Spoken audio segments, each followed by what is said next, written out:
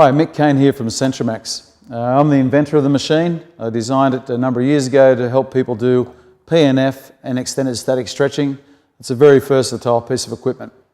We changed the focus of the machine when we realised that we could do eccentric overload exercising on it. Hence we changed the name. So the eccentric overloading exercise, the full range of motion is the ROM, and the max is the maximum results that we can gain from this piece of equipment. Looks very, very simple, but it's very versatile. I just want to show you one of the reasons why the eccentric function of the machine is so important.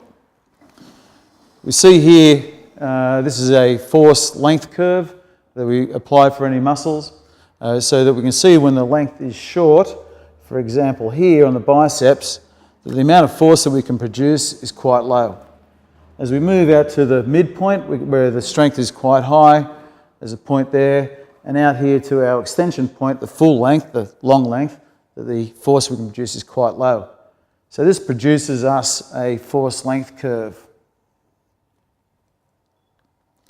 Using eccentric contractions, it greatly increases the amount of force that a muscle can provide. It also has been proven to change the architecture of the muscle to actually lengthen the muscle. So using the eccentric phases that we can do on this machine, the length of the muscle actually extends. Also, at that point in time, because we're doing an eccentric contraction at that point, we're actually being effective in strengthening that point. It's not so much there, but it's up a little bit higher. So we're longer and stronger at the end point. And that also allows us to build up through here and increase our strength force length curve. So using the eccentric phase, the eccentric modalities on this piece of equipment allows us to lengthen and also strengthen at the end range of motion.